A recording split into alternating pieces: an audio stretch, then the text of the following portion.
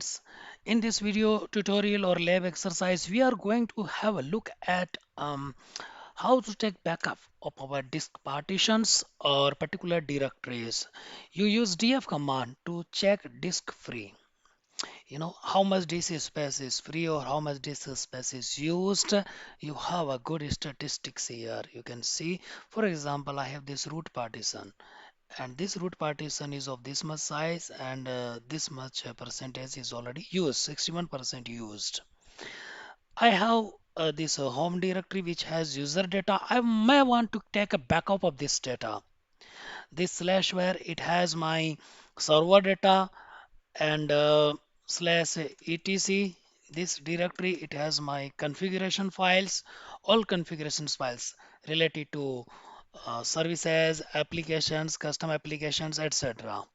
So whatever directory it is that I want to take a backup of, we'll see how to take backup, and we'll also see how to transfer that backup to some other server, so that in case we need, we can recover or restore our data from that backup available on other server.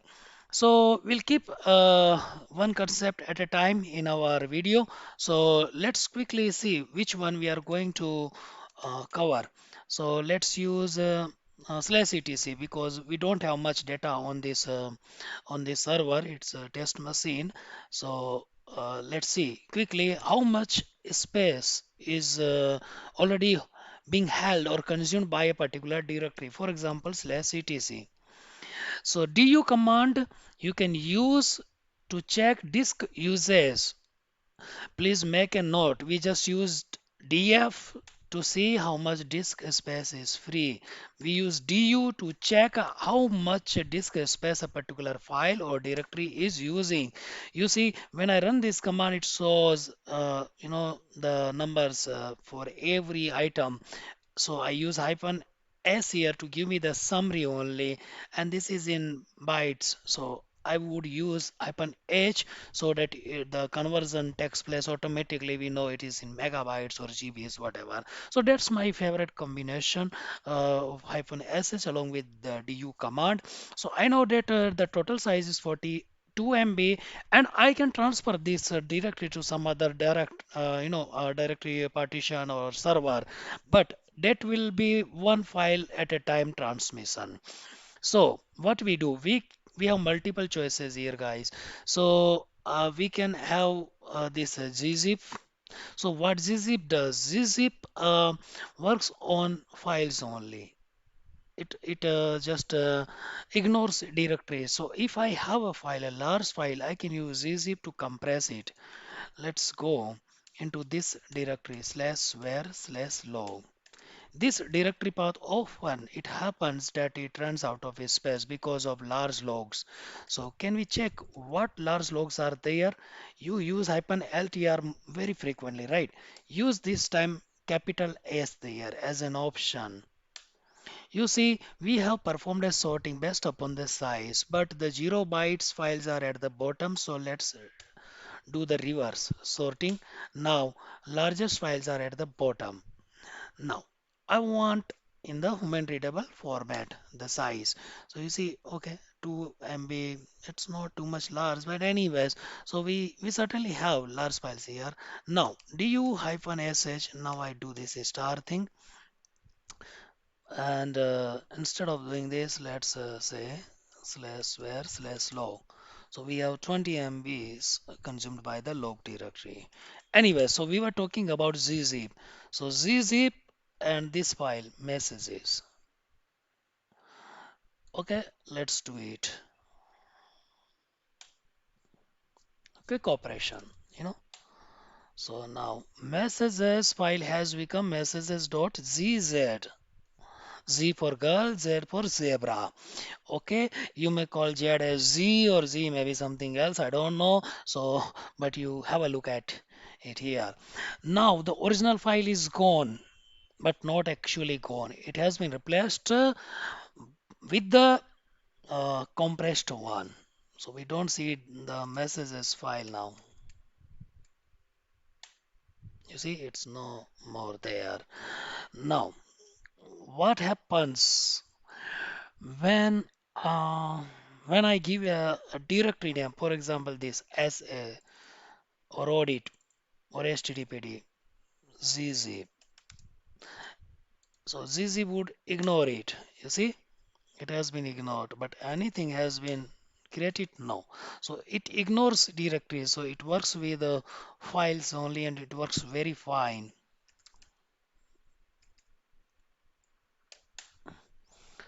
So this only, earlier it was over 2 point something, 2 MB something. Now it is only 179 KBs. So good compression. Anyways, now what I want is I want to extract the file. How can I do that? I forgot the options to you know decompress a file. There is a command gunzip also here. So use this, use ls-ltr. You see your original file is back here. Use h. You see 2.3 MB size. Now your gzip file is not present there now.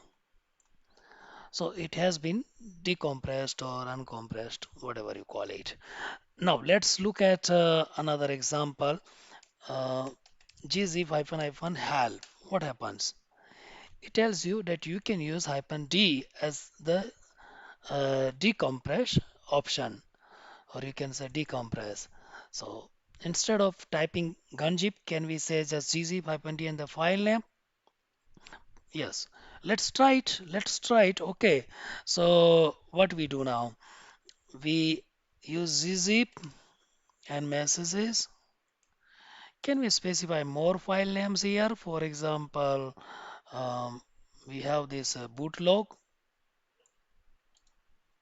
Let's see what happens. So bootlog has been compressed, messages, that file has been compressed. So you can really say this, compress every file in my current directory. It will ignore all the um, directories.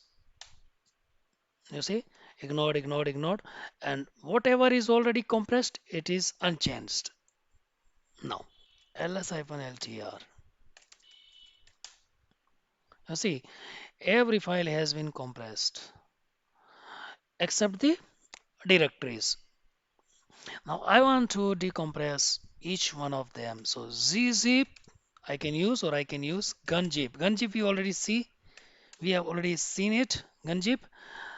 But this time we are going to see gzip with the hyphen d option. And let's give it star. So it has ignored the directories. We know it would do that. Now all files are back. Can you make a note of what we have learned? We know we can use gunzip to uncompress or decompress.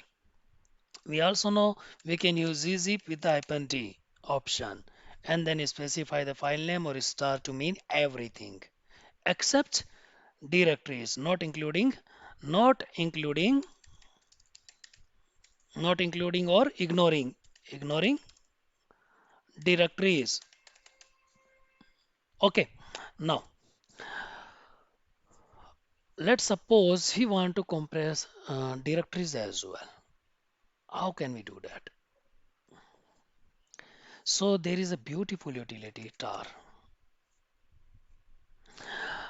You have hyphen help here available.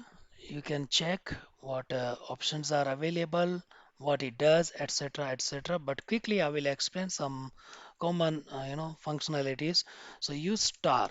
So it's tape archive actually. So what it does, it will archive your data in one single item or one single file. So let's see, we have ls-l httpd this directory here. It has certain files here. And what is the size?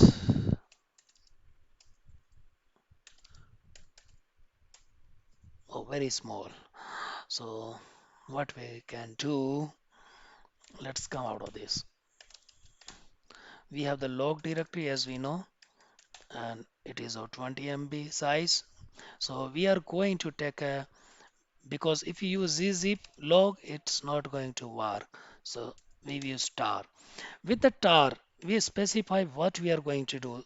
First of all, you can use -v for verbose mode. That means tell me the details, descriptions of what you are doing right now with each item. So -v is that. Okay, it will show you information as it progresses. Now, what I want to do, I want to create. So C for creation. I want to create a file. What is the name of that file? So my file name is log dot tar. So uh, unlike gzip, it will not the tar command will not give any extension name automatically. So you have to specify it that I want this extension for that archive and so that I know what it is. Okay, now specify what all items you want to archive. Log. Let's do. You see the verbose mode. It has shown you what files it has archived. So it's a long list now. Anyways, ls-ltr. You have this new file here present, and it is almost of same size as your original log directory. Of course, ls command does not show you the actual size of the directory, so you can ignore that part. We already know with the help of du command. So 20 MB. So archive does not automatically perform any compression. Okay, it will not compress your data. It will just put all items in one single tar archive file. So hyphen T for table of contents and file F for file as we know. So I want to check the contents of this file without decompressing it, without extracting any file out of it. So I can see, okay, this contains a directory log and subdirectories and files, individual files. Okay, so I have not extracted any item yet. I can see what items are present under that archive. I got it. Now, what I want to do, instead of looking at the table, I want to extract everything. So I use -x there and F for the specified file name. Let's do that. Too quick. So you see this log archive is still present. It has not vanished as it happens with the gzip file. So but we already had it, so we cannot see the difference, right guys? So what you can do is we can intentionally delete this log directory. Suppose it happens by accident. Now it is not present. We have lost every single log. But fortunately, we have backed up the logs, right? So use star. Can you repeat what options we are going to use here? X for extraction, F for specific file name. Do that. Now you see your log directory is there. So you have everything inside it. Everything you see, guys. That is why you should be taking backup of your data, files, directories, user data, etc., application data. Now, before we end this video, I want to tell you a secret, a small secret here. In the next video, we'll see how to transfer files to another server. But let's have a look at another option, very useful option with the tar command. Can we compress the data as well? Because this tar file is looking very large, so it's consuming almost the same space as the original data, so and sometimes even more. So how can I compress it? You can use gzip now. Let's see. Okay, done. Happy. Now you have only 1.7 MB of this file size. Huh? So you are happy now. You have compressed your tar archive. How easy it is to transfer this file now. If you had to transfer this log directory to some other backup server, it would consume 20 MBs of network width, and in this case now it is only 1.7 MB. Along with the tar command itself, we can specify compressions. So we'll see some examples. So let's first do this. We do away with this file. We don't need it. So we have deleted it. Now use tar.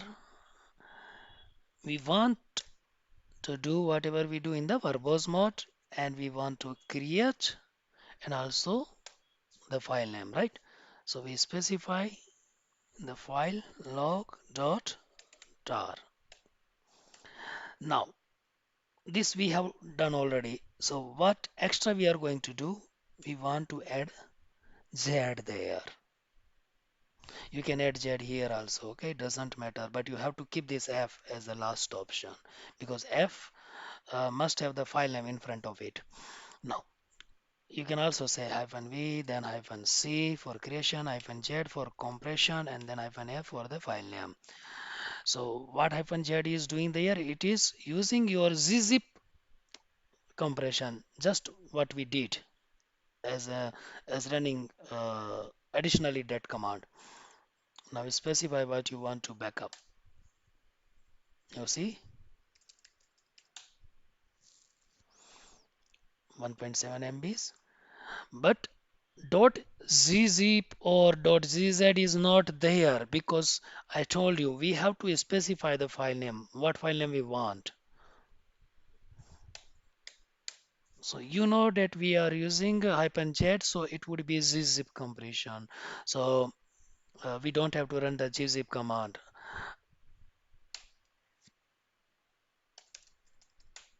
You see the difference? This command, we just execute it. Make a note of it. Do we have other compression mechanisms available? Yes, there are other compressions, BZ2, etc., and the latest one, XZ, I think, or ZX. So you do this thing, use the tar with hyphen help and check the help menu. If you don't find the related options, you can always use the manual page also. So you see, there are many options available for you. Several options. I cannot cover each one of them, friends. You have to learn on your own also. You got to know how to begin with, how to get it started. Okay, so we used this small z -z, so it would use gzip, and you can use this small z -z, so it means bzip 2. You can use hyphen capital Z to use XZ. So these are compression methods or mechanisms, and there are several separate commands also available for them. But by using those options, we don't have to run those commands additionally, as we just saw examples of this combination. So, guys, I hope that you understood the concepts and you understood why we should have backup. So, can I give you some exercise this time? We already did the exercise, but can you do yourself some exercises? So, go and check what all file systems you have with the help of this df command. See if you have any file systems that is running out of space, you can compress files and directories under it, or you can take a backup of your home directory. It can be a separate partition or may not be the case. So just check it and see how much space it is using, and you can take a backup. In my case, it's nothing because I'm not using any user. I'm using the root account itself. So you can take a backup of your home directory to take a backup of the user data and and thank you very much. Bye bye.